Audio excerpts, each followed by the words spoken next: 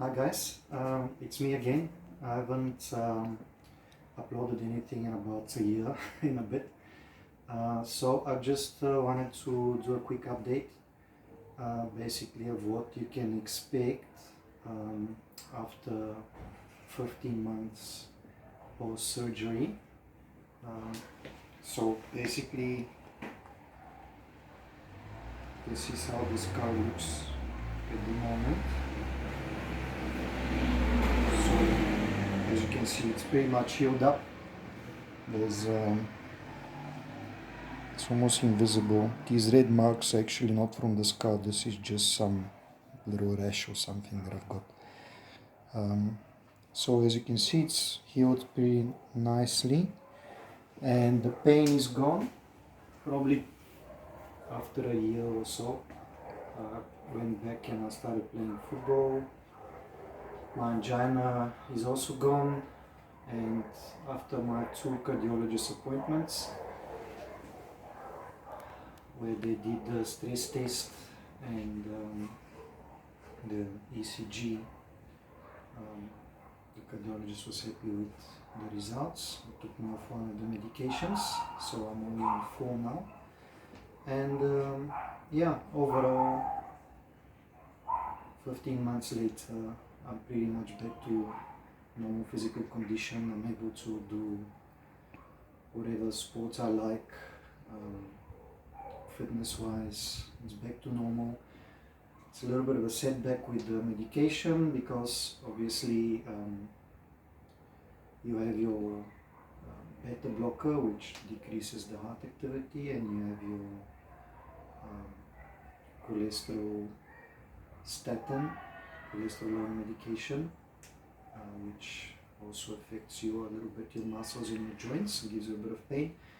But other than that, everything is 100%. So if you are about to have the operation, or just had it and struggling through the first recovery stage, you can rest assured that if everything goes according to plan, you should be fine and back to normal in about a year to 15 months. So, what? Can I ask a question? Hmm? What do you wish you had known before going into the surgery? What do you wish someone had told you? What do I wish somebody had told me? The cardiologist, the surgeon, someone who'd had it. What do you wish you had been told? Well, they could have given me heads up on the severity of the operation, and what it's almost in a way downplayed what you have to go through. But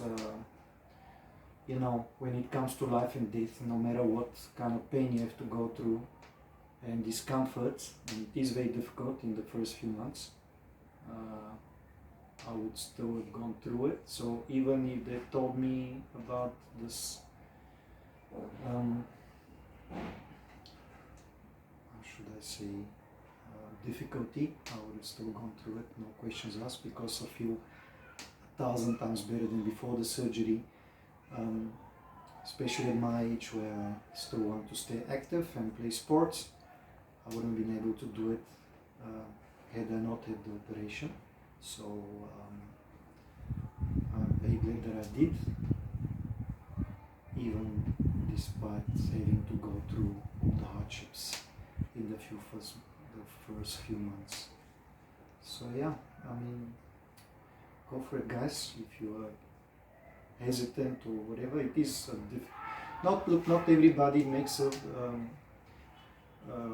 such a complete or smooth recovery. Some people don't have their sternum doesn't close, they have different issues, some of the grafts fail, they get infections. There's all sorts of things that can go wrong. I'm just giving you an example of my particular case. This is what you would expect if you do not have any complications, basically, and everything goes according to plan. So yeah, that's it for me for now. Another question. Yeah. Do you have any fears about your suture line? Like My where what? where they did the surgery, where they connected the bones, do you have fears about it, like when you're playing football? No, Okay. I don't actually. I mean, I did before I started playing, but I've played for about 3 months now, and I've taken impact day a couple of times, and it hasn't been a problem for me. I'm not saying that that will be the same for across the board, but with my personal experience, it's healed up nicely. The wires are not giving me problems. There is a couple of wires that are kind of like on the surface of the, almost at the kind of like jutting out a little bit, but they're not causing me discomfort, so it's all good. Last question. What were you not able to do before you got the surgery that you are now able to do without any problems? I was unable to exert myself physically to as soon as my heart rate went up. So let's say if I had to climb 5 flights of stairs, by the time I reached the 3rd floor, the 4th floor, I would start feeling slight discomfort, and then that is just the beginning of it.